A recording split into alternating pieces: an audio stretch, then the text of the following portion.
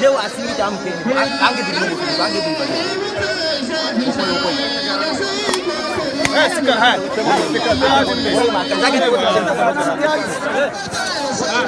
bisa kulira to daga ne goli to kalira